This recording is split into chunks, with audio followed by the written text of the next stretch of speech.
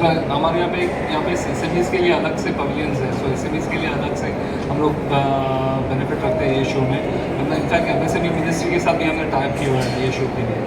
और import export के लिए अगर बोला जाए तो डेफिनेटली इनफैक्ट जो महेश जी बता रहे थे, इनफैक्ट ये एक इंडस्ट्री है जहाँ पे इनफैक्ट आत्मनिर्भर भारत बहुत ज़्यादा प्रमाण पे है एंड इंडियन बहुत एक्सपोर्ट भी करते हैं। इंडियन प्रोडक्ट्स आर गिन ऑफ वेरी हाई क्वालिटी, बहुत सारे एक्सपोर्ट होते हैं। तो यहाँ पे जो बहुत सारे मैन्युफैक्चर थे already exporters, they already exporting to the world. तो ये in fact this is a place where यहाँ पे सोचते हैं। और ये साउथ एशिया का शो है, तो हम लोग यहाँ पे धीरे धीरे करके इंटरनेशनल बायर्स भी लाएंगे जो साउथ एशिया रीजन के। बट ऑफकोर्स ये बहुत सारे एक्सपोर्टर्स ऑलरेडी इंटरनेशनल फेयर्स में जाके थे, already are dealing and exporting outside.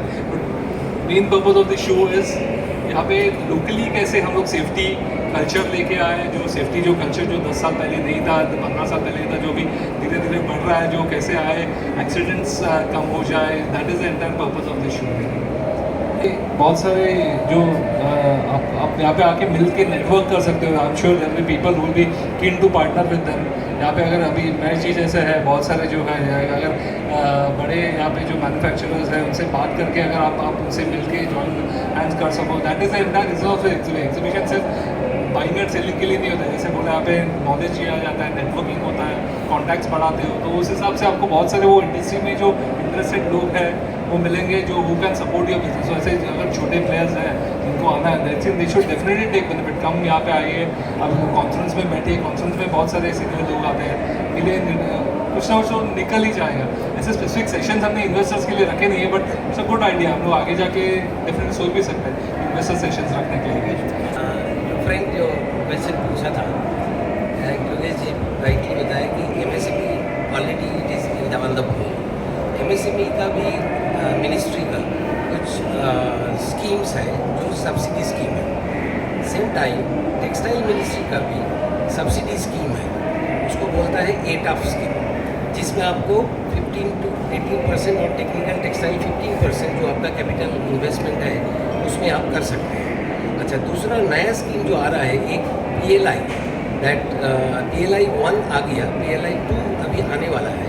PLI 2 में ये मेडअप्स एंड ये जो गारमेंट्स हैं इसके ऊपर particularly medium and small enterprises which are even less than 10 crore 30 crore इस रेंज में उनको भी प्रोत्साहन दिया जाता है कि उनको नया फैक्ट्री लाने के लिए, और उसमें आपको सब्सिडी मिलने का वो है। इट इज़ एक हो गया सेंट्रल गवर्नमेंट। दूसरा है कि different state government particularly textile के ऊपर तो है ही, लेकिन ये सब चीज़ें जो आता है ये अंडर टेक्निकल टेक्सटाइल।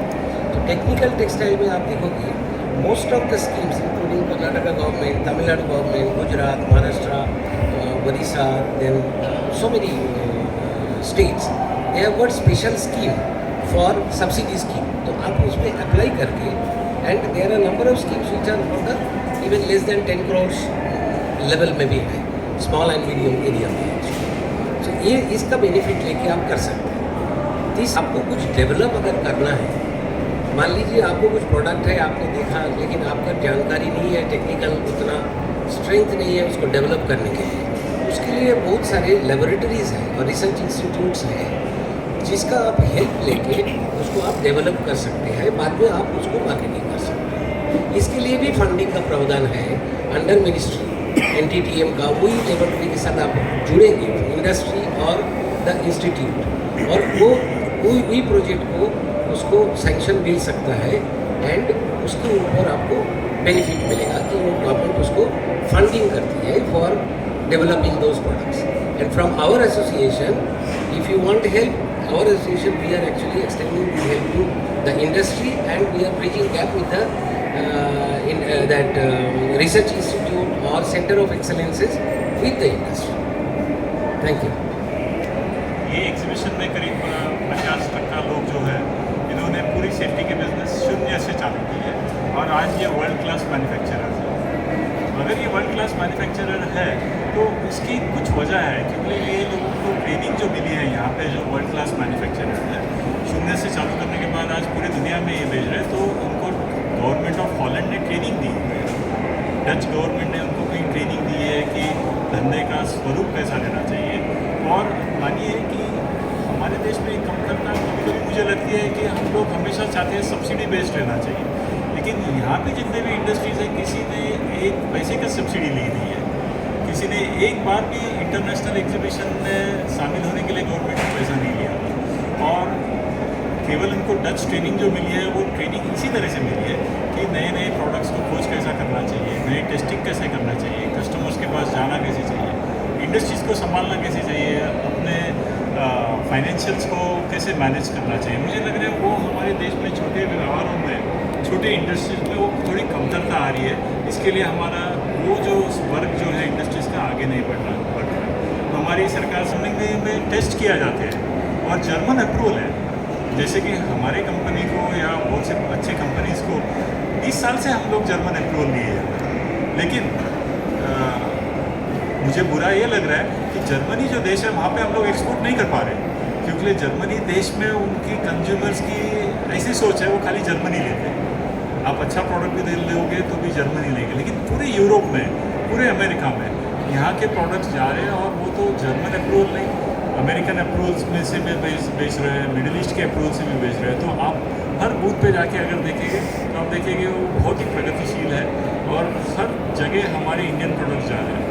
इनफैक्ट ये इंडस्ट्री में लोगों को एम्प्लॉयमेंट मिलने की संभावना बहुत ज़्यादा होती है, क्योंकि सभी कुछ हाथ से बनाया जैसे कि शूज़ इंडस्ट्री है, बेल्ट इंडस्ट्री है, ड्रेस इंडस्ट्री है। तो हम गवर्नमेंट से भी दरख्वास्त करते रहे हैं कि इस इंडस्ट्री के ऊपर थोड़ा लक्ष्य दे दीजिए। यहाँ पे लोगों को, बहुत से लोगों को आमदनी मिल सकती है और हमारी कोशिश चालू है ईटा की तरफ से, सामा की तरफ से और कोश की तरफ से। हमें पूरी उम्मीद है कभी नहीं तो कभी गवर्नमेंट के और रेगुलेटर्स के और भी लोग यहाँ पे आएंगे और देखेंगे इस इंडस्ट्री को हम लोग इंटरनेशनल दर्जा कैसे दे सकते हैं, जिससे कि ये देश पूरे पीपीई के लिए एक सेंटर पॉइंट हो। और चाइना आज जो सेंटर पॉइंट है पूरे पीपीई के लिए, चाइना नहीं होते हुए आज हमारा भारत देश इस सेंटर पॉइंट होना चाहिए पीपीई के लिए, यही हमारी उम्मीद है। और जो कुछ थे वो केवल 20 साल पहले के स्टैंडर्ड, 30 साल पहले के स्टैंडर्ड थे। जो नए लोग आए हुए हैं या नई पीढ़ी जो आई है उनके लिए वो काबिलियत ही नहीं थी, उनके लिए वो इस्तेमाल भी नहीं करते थे। तो उस इम्पोर्टेड प्रोडक्ट ही इस्तेमाल हुआ करते थे। जैसे कि आप अगर शूज़ लेके, तो शूज़ दो ही किस्म के रहते थे, एक सस्ते शूज़ जो कभी काम नहीं चलते थे, या इम्पोर्टेड शूज़ बहुत ही महंगे शूज़। मास्क में भी वही हालत रहता था। मास्क में N95 मास्क करीब उस समय 15 साल पहले 2000 रुपया, 1700 रुपया में बिका करता था। 1700 रुपया 15 साल के पहले समझ लीजिए आप। और अगर देश में इस्तेमाल करना है तो खाली कपड़ा ही यूज़ कर लो। वही हाल हेलमेट का था, वही हाल ग्लव्स का था। लेकिन आज वही प्रोडक्ट उपलब्ध हो रहा है बहुत ही सस्ते दाम में, लेकिन ऊँचे दर्जे के। साथ ही साथ वो केवल ऊंचे दर्जे की नहीं है, लेकिन आज हमारे देश से बन के बाहर हम लोग एक्सपोर्ट कर रहे हैं। तो ये मेक इन इंडिया के कारण ही प्रभावित हो गया है।